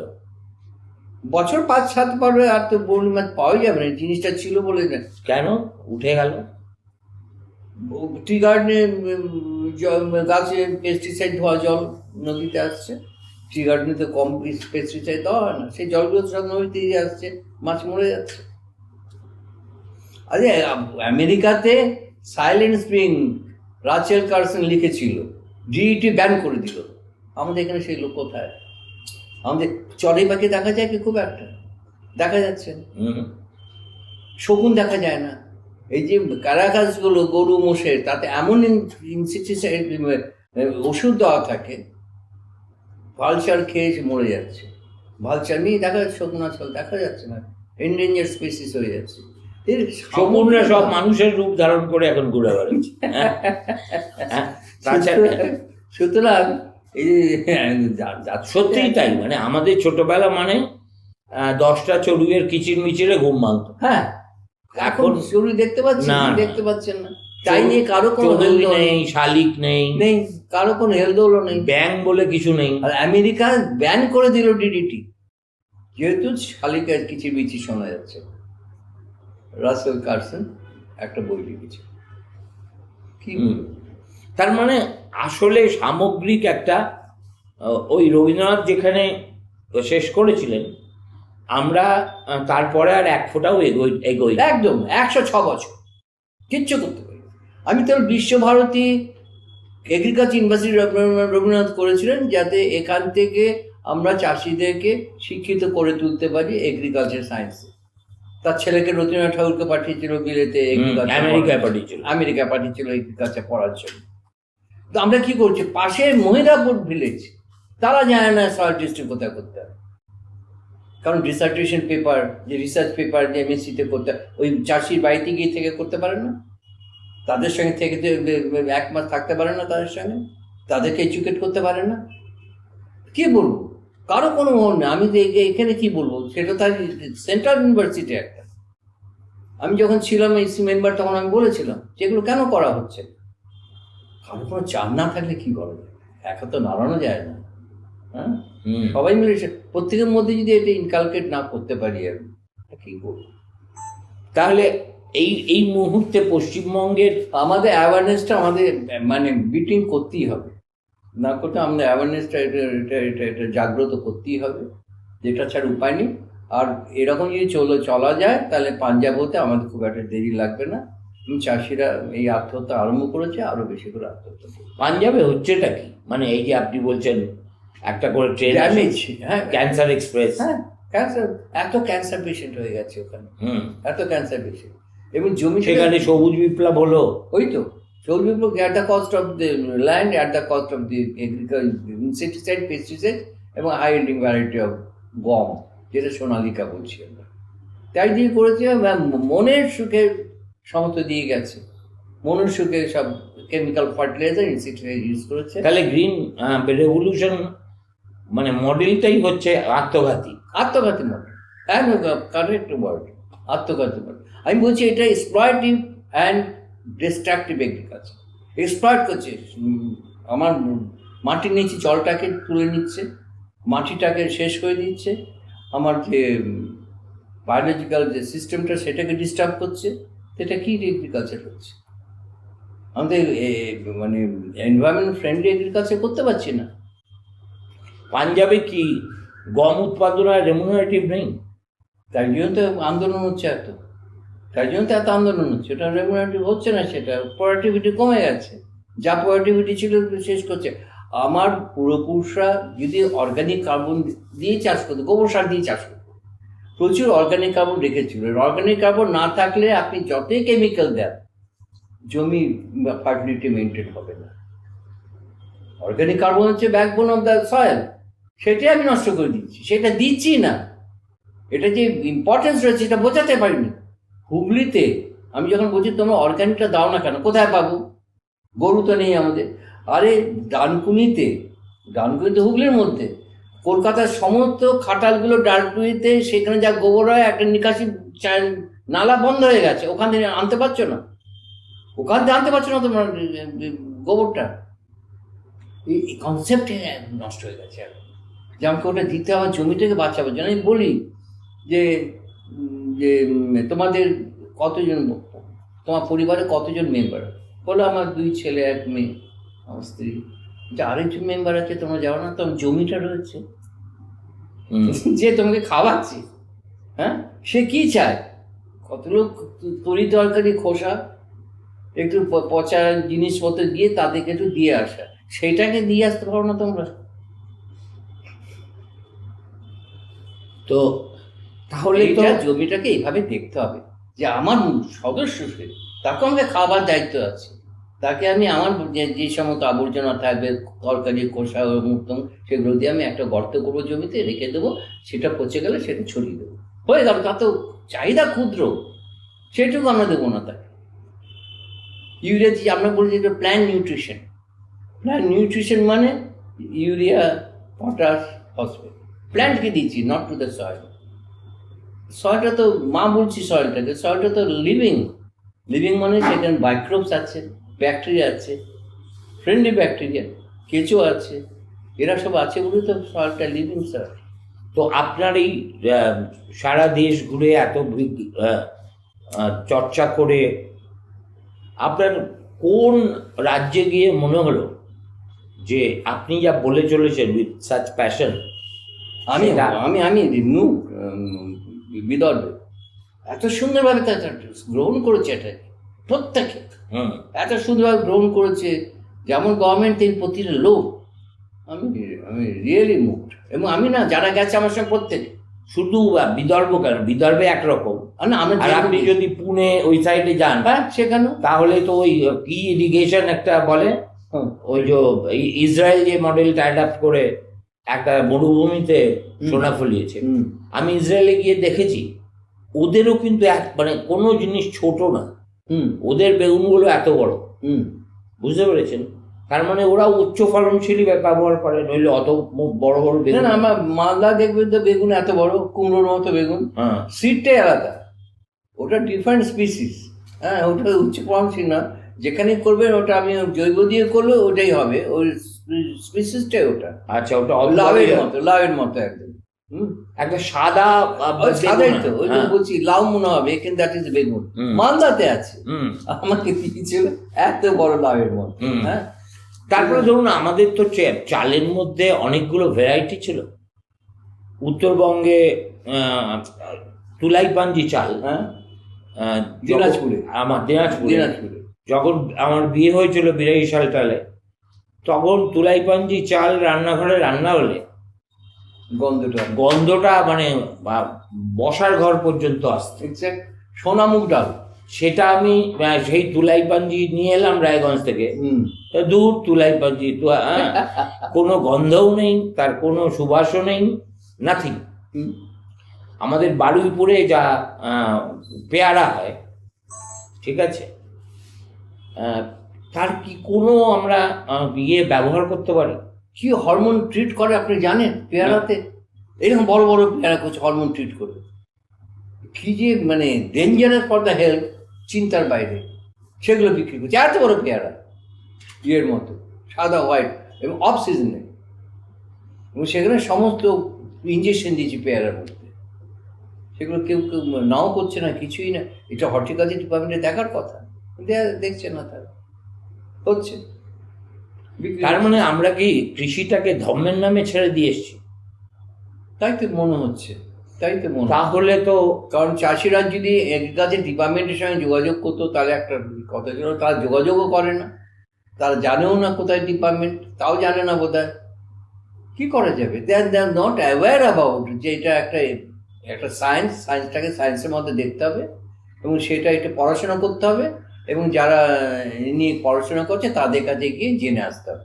না, একদম ডিলারের কাছে গিয়ে জানছে, জেনে কি যার ভেস্টের ইন্টারেস্ট রয়েছে ওদেরকে ভুল পথে চালনা করা। মহাজনের কাছ থেকে ধার নিচ্ছে, নিয়ে ডিলারের কাছে ক্রেডিট নিচ্ছে, হ্যাঁ। তারপরে যখন দাম পাচ্ছে না তখন আত্মহত্যা ছাড়া উপায় কি? কারা? শুধু ও তো ওর ফ্যামিলি গেল, যাদের কাছে ধান নিল তারাও তো গেল, তারাও গেল।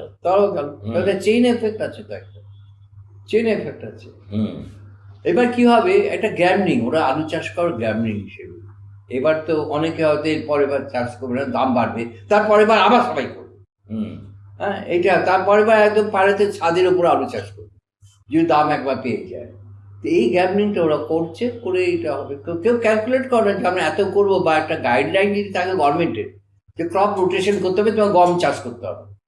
তো 5 বিঘে যদি জমি থাকে, তোমার 3 বিঘে গম আর সর্ষে করতে হবে, 2 বিঘে আলু করো।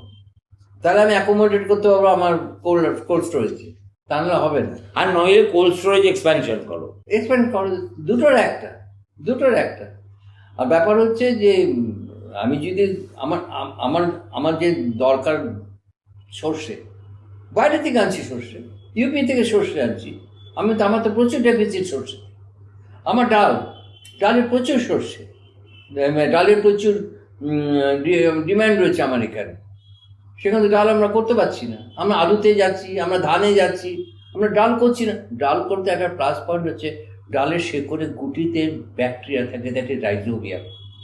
এই যে ব্যাকটেরিয়াগুলো শেকড়ে গুটি, তারা কিন্তু নাইট্রোজেন ফিক্স করছে, নাইট্রোজেন ফিক্স জমিটাকে উর্বর করছে। সেটাও আমরা যাচ্ছি না, ডালটা করবোও না। আমরা সেখানে ধান করবো, নাহলে আলু করবো, নাহলে পাট করবো, ব্যাস। কিন্তু পশ্চিমবঙ্গে ডাল উৎপাদন কোথাও হয় না। না, হয়, কিন্তু আমার 60% আমরা করি, 40% নিয়ে আসতে বাইরে থেকে। তাহলে কিসে আমরা স্বাবলম্বী? ধানে আমরা স্বাবলম্বী। ধানে আমরা স্বাবলম্বী নিশ্চয়ই, আলুতে, ভেজিটেবলসে আমরা স্বাবলম্বী। বাদ বাকিতে চিনি আমার বাইরে থেকে আনতে হয়, আমার সর্ষে বাইরে থেকে আনতে হয়, ডাল বাইরে থেকে আনতে হয়, আমরা কতটুকু? মাছও তো অন্ধ্র থেকে আসে, হ্যাঁ, আর ওখান থেকে আসে। আমরা তো মাছে তো মানে ডিমান্ড সাপ্লাই ম্যাচ করতে পারি না, আমাকে আনতেই হয় বাইরে থেকে। এবং ট্রাক ভর্তি করে ভোরবেলায় এসে জানি। সুতরাং মানে তাহলে সত্যি মানে আপনার কাছে যে কাহিনীটা শুনলাম, আমি তো এই ব্যাপারে গাঁওয়ার। না, আপনি অনেক কিছু না, আপনি যে কথাটা যে প্যাশন নিয়ে বললেন, আমি জানি না আমার যারা দর্শক তাদের মধ্যে কতজন কৃষিকাজের সঙ্গে আমার কথা হচ্ছে ল্যাব টু ল্যান্ড। আমি ল্যাবরেটরি যে কাজ করছি সেটা যদি আমি সাকসেসফুল। এবার আপনার ব্যক্তিগত উদ্যোগে আপনার এই যে কি জায়গাটার নাম বাঁশদ্রোণী, অনেক সাজের একটা 3তলা বাড়ি বানিয়েছেন, তার 2টো তলাতেই আপনি ডেডিকেট করেছেন টু ল্যাবরেটরি। এবং সেই ল্যাবরেটরিতে কি কাজ হয় একটু বলুন তো। ল্যাবরেটরিতে আমি যে কথাটা বলছি, যে আমাদের বন্ধু জীবাণু যারা আছে, মাটিতেই থাকার কথা তাদের, তারা সমান অনবরত বাতাসের নাইট্রোজেনটাকে তারা অ্যামোনিয়া বা নাইট্রেটে কনভার্ট করে জমিতে স্থাপনা করছে, এবং সেখান থেকে গাছ পেয়ে যাচ্ছে। সেটা কিন্তু এই ব্যাকটেরিয়াগুলোকে তো আমরা মার্সিলেসলি কিল করছি। এত বেশি আমরা ইনসেক্টিসাইড দিচ্ছি, পেস্টিসাইড দিচ্ছি, যে ব্যাকটেরিয়া নেই। যেখানে 1 গ্রাম সয়েলে 1 কোটি ব্যাকটেরিয়া থাকার কথা, এখানে কয়েক হাজার ব্যাকটেরিয়া আছে। 1 কোটি? 1 কোটি, 1 গ্রাম মাটিতে 1 কোটি। সেটা হচ্ছে ফার্টাইল জমি। যদি ওই 1 কোটি ব্যাকটেরিয়া থাকে 1 গ্রাম জমিতে, সেটা ফার্টাইল জমি, সেখানে আছে কয়েক হাজার। তো আমি যদি সেই ব্যাকটেরিয়াগুলোকে আবার ওখানে দিতে পারি, তাহলে মাটিটাকে ফার্টাইল করতে পারবো, আমার বাতাসের নাইট্রোজেনটাকে কাজে লাগাতে পারবো। আমার সোলার এনার্জি কি করে আমি নিই? সোলার প্যানেল ছাড়া তো সোলার এনার্জি আসবে না। সে ব্যাকটেরিয়া যদি আমি দিতে পারি, তাহলে আমি ব্যাকটেরিয়া নাইট্রোজেনটাকে নিতে পারবো। Bacteria is equal to solar panel. এই ব্যাকটেরিয়াগুলোকে আমরা মার্সিলেসলি কিল করেছি। এগুলোকে আমার ল্যাবরেটরিতে আইডেন্টিফাই করে, পিউরিফাই করে, আবার এটাকে মাল্টিপ্লাই করিয়ে আমি চাষের জমিতেই দিয়ে দিচ্ছি, যাতে আবার আমি 1 কোটি করতে পারি সয়েলে 1 গ্রাম। তাহলে এটা উৎপাদন করতে হবে তো কাউকে, আপনার ল্যাবরেটরিতে? আমি এখন করছি। আমি চাষিদেরকে আমি যখন বলি, আমি তো এটা করেছিলাম শুধু আমার রিসার্চ জন্য। তো আমি যখন চাষিদের কাছে বলি যে তোমরা এটা করছো না কেন, তোমরা ব্যাকটেরিয়াগুলো ফিরিয়ে আনো, এগুলো কেনার পর এগুলো জমিতে ব্যবহার করো, তোমার কেমিক্যাল ফার্টিলাইজারের প্রয়োজনটা অনেক কমে যাবে। Next question comes to me, কোথায় পাবো? আমার কাছে তখন উত্তর নেই কিছু। সত্যি তো সেটাই, আমি কার কথা বলবো? তখনও আমাকে ডিসিশন নিতে হলো যে পাইলট প্ল্যান্ট একটা আমাকে বসাতে হবে। আমি একটা তৈরি করবো। ওরা আমি তখন পাইলট প্ল্যান্ট বসালাম, 2-3টে ছেলে নিলাম, যে এখানে আমরাই উৎপাদন করবো খাইটা করে। আমি চাষিদের বললাম এই নাও। প্রচণ্ড খুশি তারা ভালো পাচ্ছে। তারপরেও আমি দেখলাম আবার তারা যেই আমার সঙ্গে সংযোগ আমি একটু দূরে সরে গেছি, ব্যাস আবার কেমিক্যাল।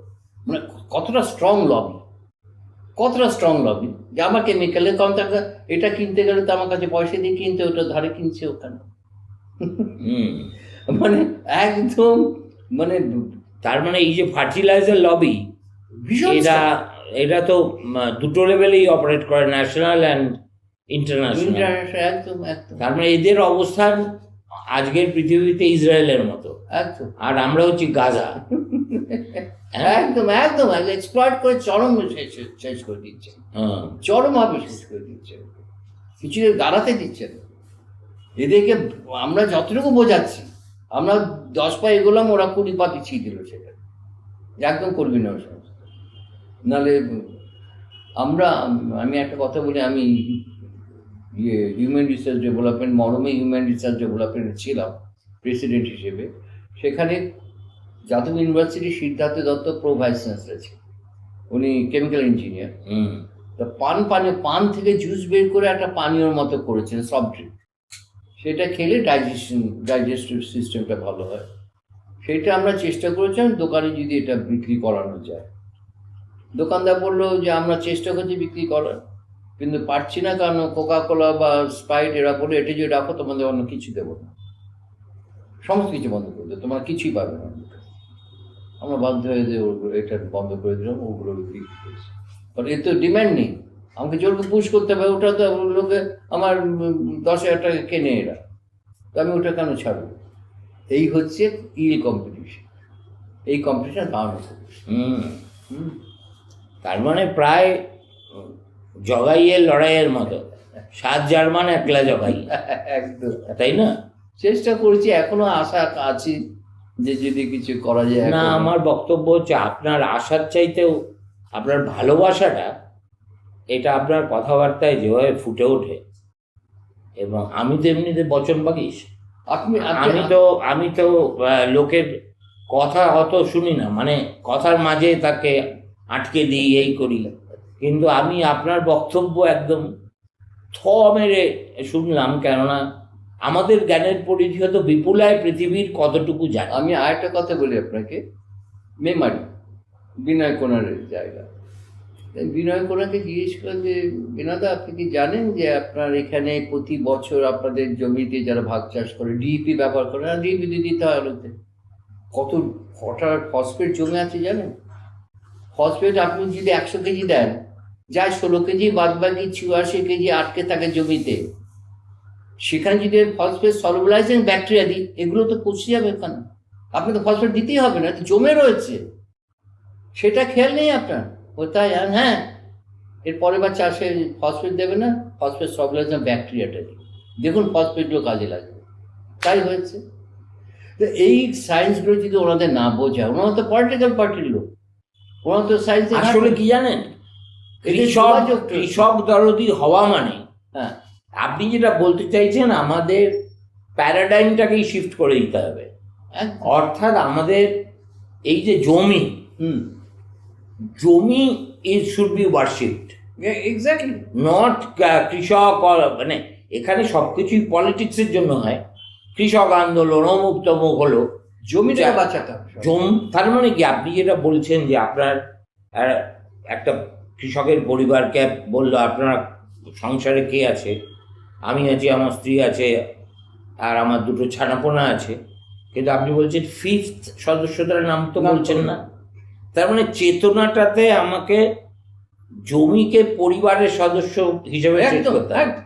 এবং পরিবারের সদস্য স্বাস্থ্য রক্ষার জন্য আমরা যা করি, জমির স্বাস্থ্যের জন্য সেটাই করতে হবে। আমি বলি যে প্রতি বছর যে বেশি বেশি সার দিচ্ছেন, তার মানে জমির স্বাস্থ্য খারাপ হচ্ছে। তো মাটিটা পরীক্ষা করছেন, কোথায় পাবো মাটি, এখানে নেই মাটি পরীক্ষা। আমি মনে করুন ভগবান না কোনো আমার ছেলে অ্যাক্সিডেন্ট হলো, একটা ব্রেনে লাগলো, তো আপনি তো ছুটবেন তো নাকি ব্লকে থাকবেন বসে, আপনি তো ডিস্ট্রিক্টে যাবেন। হ্যাঁ, যেতে তো হবেই, দেখায় না। আর যদি বলেন যে আপনার ব্রেন অপারেশন করতে কলকাতায় যাবেন, তো আপনি মাটিটা নিয়ে আপনার ডিস্ট্রিক্ট অফিসে যেতে পারছেন না, তো কি বলবেন না? এই বোধটুকু নেই যে মাটিটার শরীর খারাপ, আমার মাটিটার টেক্সচার নষ্ট হচ্ছে, তা ফার্টিলিটি নষ্ট হচ্ছে, সেটা দেখে নেবো আমি টেস্ট করবো, কেন আমার সার বেশি লাগছে। আসলে আমরা জমিদার যোদ্ধার বিরুদ্ধে আন্দোলন করতে গিয়ে হ্যাঁ, আমরা কৃষকের জমির উপর হাল যার মানে লাঙল, আমি যা করবো জমি সব অ্যাকসেপ্ট করবো, ঠিক আছে, সেটা ছিল এক ধরনের আন্দোলন। আর তারপরের যে ধাপ, যদি বিনয় কুমার না জানেন, তো কে জানে, বা হরেকৃষ্ণ কুমার না জানেন, বা আমাদের বিনয় চৌধুরী না জানেন, হ্যাঁ, যার সততা এবং বর্ধমানের বিনয়বাবুর মতো তো নেতা আমি তো অন্তত দেখিনি, আমিও দেখি সিপিএম এর মতো, মানে সন্ন্যাসীর মতো একদম। আর তাহলে মানে আমি বুঝতে পারছি না এটা কার ফেইলিওর। মানে অবশ্যই এটা প্রাথমিকভাবে রাষ্ট্রের ফেইলিওর, এবং রাষ্ট্র যদি এই ছাড়া এক চেতনাটা বাড়াবে কে। 2 নম্বর হচ্ছে যে আমরা কি করি, ওই যে আপনি বললেন পান থেকে তৈরি পানীয়, সেটা রাখলে এসে বলছে কোকাকোলা পেপসি আমাদের কোনো প্রোডাক্ট দেবো না। হ্যাঁ, ঠিক আছে, তার এগেন্সটে কিছু করতে পারছি। ঠিক একইভাবে আমাদের মিডিয়া ভাবে যে আমরা যদি এইসব কথা প্রচার করি, তাহলে আমাদের এই যে বিজ্ঞাপনগুলো আছে যার থেকে আমরা প্রচুর টাকা পাই, সেগুলো বন্ধ হয়ে যাবে। সুতরাং মানুষ হ্যাঁ বিষাক্ত শাকসবজি খেয়ে মরুক, কিন্তু আমাদের বিজ্ঞাপনটা চাই। সুতরাং এই যে ভিশাস সার্কেল আপনি বলছেন, সেটা এত ডিপ রুটেড যে এটার সঙ্গে কমপ্লিট করা খুব কঠিন। এবং আপলোড করতে গেলে প্রত্যেকের স্ট্রেংথ অ্যাপ্লাই করতে হবে, তা না হবে না। শুধু সায়েন্টিস্ট নয়, আমি তো বলি 4 হুইল, এখানে পলিটিশিয়ান, সায়েন্টিস্ট, কৃষক এবং ইনপুট ডিলার, এই 4 জন যদি একসঙ্গে না হয় কোনো সায়েন্স কাজে লাগবে না। আজকে স্বামীনাথন হতো না যে সে সাপোর্ট না পেতে ইন্দিরা গান্ধী, হোমি যে ভাবা হতো না যে জওয়াহরলাল নেহরু সাপোর্ট না পেত। তার মানে যদি বাঁচতে হয় তাহলে ফিরে চল মাটির টানে, একদম, যে মাটি চেয়ে বসে আছে, তাই তো? একদম। সুতরাং এবং মাটিকেই আমাদের মা হিসেবে দেখি, দেবী হিসেবে দেখি, আরাধ্যা হিসেবে দেখি, সেটা কি হিসেবে দেখবো তার উপর নির্ভর করবে। আমাদের জেনারেশন পর জেনারেশন বাঁচিয়ে রেখেছে মাটি, নাহলে আমরাই থাকতাম না। মাটি দিয়ে বাঁচিয়ে না রাখতাম, আমরাই তো থাকতাম না। এর চেয়ে বোধহয় এই ধরনের চাষ হওয়ার চেয়ে শিল্পায়ন হওয়া অনেক ভালো। তাতে লোকজনের মানে অন্তত সিঙ্গাপুরে কি আছে, চাষ হয় নাকি? এক্স্যাক্টলি, সিঙ্গাপুরে তো কোনো চাষ নেই। হ্যাঁ, সব সিঙ্গাপুর তো একটা ছোট্ট আইল্যান্ড স্টেট, ফাইন্যান্সিয়াল হাব, হ্যাঁ, তাতে তো তার তবে এইটা তো সম্ভব না। পশ্চিমবঙ্গে বা ভারতবর্ষ হচ্ছে না না, কৃষি সেটা- নির্ভর একটা দেশ। একদম আমেরিকাতে সম্ভব। আপনার চিন্তা না হয়। এই যে হরমুজ চ্যানেল বন্ধ হয়েছে গেল, তার যে কাস্কেডিং এফেক্ট হচ্ছে, হুম, হুম। সেই এফেক্টে American farmers are already up in arms. আমার মেয়ে বলছে তো পেট্রোলের দাম ওখানে বেড়ে গেছে। বেড়ে গেছে মাত্র $4 হয়েছে 1 গ্যালন। হ্যাঁ 1 গ্যালন মানে 3 লিটার, হ্যাঁ 4.5 লিটার। 4.5 লিটার। তাহলে $4 মানে ধরুন 400 টাকা। হ্যাঁ আর $1 তাহলে 1 লিটার কত হবে? 100 টাকার কিছু বেশি। আমরা তো এমনিই দিই এটা এখানে, কিন্তু ফর এন আমেরিকান এটা হচ্ছে একটা প্রহিবিটিভ কস্ট। হ্যাঁ ওরা এত মানে অল্প দামে সুলভে জিনিস পেতে অভ্যস্ত যে মানে 100 টাকায় 1 লিটার তেল দেবো। আমাদের তৃতীয় বিশ্বে গরিব গুরবো আমরা হেদিয়ে দিয়ে দিচ্ছি, হুম কিন্তু ওরা মনে করে এটা এক্সটর্শন। হ্যাঁ হ্যাঁ আর আমরা যেহেতু আমেরিকার খালি ওই গগনচুম্বী অট্টালিকাগুলো দেখি, আমরা আমেরিকার ফার্মল্যান্ডে তো কখনো যাই না। না সেখানে গেলে দেখা যাবে যে কৃষকের দাদাগিরি কাকে বলে। ওরা হেলিকপ্টার ইউজ করে, ওরা একদম পুরোপুরি মানে এটাকে ইন্ডাস্ট্রি হিসেবে দেখে, নট অ্যান এগ্রিকালচার, এবং তাতে যা যা দরকার তাই তারা ব্যবহার কিন্তু তারা কি এইসব ইনসেকটিসাইড বা পেস্টিসাইড এসব ব্যবহারই করে না? করে, যতটুকু লিমিটেড ততটুকু, এবং সাইন্টিফিক যত রকম প্রিকশন নিয়ে ততটুকু করবে, তার বেশি না। আমরা তো কোনো খালি হাতে ইনসেক্টিসাইড দিচ্ছি, মুখে কোনো রকম মাস্ক নেই, ইনসেক্টিসাইড দিয়ে খেতে বসে যাচ্ছে। এগুলো তো করছে, দেখবেন তো গ্রামে গিয়ে সমানে স্প্রে করছে, কোনো মাস্ক নেই, হাতে কোনো গ্লাভস নেই, স্প্রে করে যাচ্ছে। ওখানে তো সেটা চলবে না। আমরা তো যারা নাকি স্প্রে করছে তারাও তো এফেক্টেড হচ্ছে, বাতাসের সঙ্গে নিজের শরীরে ঢুকে যাচ্ছে। সেটা তো জানা দরকার তাদের, যে how to spray the insecticide, how to handle the insecticide, সেটা তো জানে না। তার মানে শেষমেশ যে আমরা তো যাবই, আর আমাদের যাওয়ার সঙ্গে সঙ্গে আমরা মানে আমাদের ধরিত্রীকেও প্রায় শেষ করে যাব। এই হচ্ছে মনুষ্য জাতির একটা আজ থেকে প্রায় 3,500 বছর আগে আমার দেশের বিদ্বজ্জন বলেছিল, 1 মুঠো জমির উপরে আমাদের অস্তিত্ব নির্ভর করে। 1 মুঠো জমির উপরে তাকে নার্চার করো, তাকে তত্ত্বাবধান করো, সেই জমিকে। জমি আমাদের খাদ্য দেবে, বাসস্থান দেবে, আমাদের জ্বালানি দেবে। জমিকে যদি তুই নেগলেক্ট করো, যদি অবহেলা করো, জমি আস্তে আস্তে ক্ষয়প্রাপ্ত হতে হতে জমি বিলীন হয়ে যাবে, সঙ্গে করে সিংড়ার জমি হয়ে যাবে। মনুষ্য জাতিকে নিয়ে চলতে হবে। এটার মহর্ষি পরাশর বলে গেছে। তখন 3,500 বছর জমির উপরে কতটা, তার আগে কতটা মহর্ষি পরাশর বলেছে। হ্যাঁ, কতটা ইম্পর্টেন্স দিয়েছিল আজ থেকে 3,500 বছর আগে। আজকে আমরা সেটা দিচ্ছি না। জমিটাকে কোনো রকম মানে একটা ক্লিবের মতো আমরা জমিটাকে ব্যবহার করছি। এটি যে ভীষণ মানে ভাইটাল একটা ভীষণ লাইভলি, সেটা ভুলেই গেছি। আসলে এবার আমরা লাটাই গুটিয়ে আনি। হ্যাঁ, অনেকক্ষণ কথা হলো। আমার ধারণা আমার দর্শকরাও উইথ র্যাপ্ট অ্যাটেনশন এটা শুনবেন, কেননা শেষ পর্যন্ত ধরিত্রী আমাদের লালন করে, আর শেষ পর্যন্ত আমাদের অন্তিম যাত্রাও কিন্তু মাটিতেই হয়। একদম। আমাদের হিন্দুদের চিতাভস্ম মাটিতে মিলিয়ে যায়, আর বাকিরা যারা অন্য ধর্মাবলম্বী তারা তো মাটিতেই দেহ রেখে দিয়ে চলে আসে। সুতরাং ওই ফিরে ফিরে আমাদের ওই রবীন্দ্রনাথেই আসতে হবে। আমি তোমারও মাটিরও কন্যা, জননী বসুন্ধরা আমি। এটার উপরে তো আমাদের বেঁচে আছি, আমরা মাটির উপরে তো বেঁচে আছি, সেটাই তো ফিল করতে হবে, মাটিটাকে রক্ষা করতে হবে। ডক্টর বাসু, আপনার সঙ্গে কথা বলে আমি তো প্রায় নির্বাক শ্রোতার ভূমিকায় ছিলাম। আপনাকে আবার আসতে হবে, কেননা জিনিসটা আমার পক্ষে, আমাদের পক্ষে যতটা প্রচার করা সম্ভব মানুষের চেতনা বাড়াতে, আমরা আমাদের ক্ষুদ্র প্রচেষ্টায় সেটা করব। তাতে ওই 10টা কৃষক সচেতন হন, তাহলে সেটাই আমাদের লাভ। আর আমারও লাভ সেটা, যে আপনাদের কাছে আমি ঠিক মতো মেসেজটা দিতে হ্যাঁ হ্যাঁ, এবং আপনাদের অ্যালিউট করতে পেরেছি এই সাবজেক্ট। নিশ্চয়ই। আরে সেটাই আমার- যেভাবে ডাইলুট করেছেন এইটা আমি অন্যভাবে নিচ্ছি না। এটা বোঝার জন্য তো কাউকে স্কুল কলেজে যেতে হবে না। কেমন? আমি চেষ্টা করি, আমি বলি তো আমি ফোক স্পিকার। হ্যাঁ। আমার যেমন একতলা থাকে না, কিন্তু আমি এই দুটো যন্ত্র থাকে। সে চকমাইতলার নাম শুনেছেন বোধ হয়? চমকাইতলা। চমকাইতলা চমৎকারিণী দেবীর মন্দির। চমকাইতলা নিয়ে কত কথা হয়েছিল না? সেখানে আমি গিয়েছিলাম, আমাকে নিয়ে গিয়েছিল। হুম। এবং সত্যি কথা বলতে কি, যে চমৎকারিণী দেবীর মন্দিরের কাছে মাঠ আছে এবং ইউক্যালিপটাসের গাছ আছে। সেখানে ইলেকট্রিসিটি নেই। ওখানে চাষিরা সন্ধ্যেবেলায় প্রায় 1/2 কিলোমিটার দূর থেকে তার জোগাড় করে কারেন্ট নিয়ে এলো। সেখানে আমি আমার পাওয়ার পয়েন্ট বাংলায় দেখালাম এবং 45 মিনিট সব চুপ করে দেখলো। আমি কিন্তু সিনেমা দেখাইনি, কিছু প্রেজেন্টেশনগুলো দেখিয়েছি।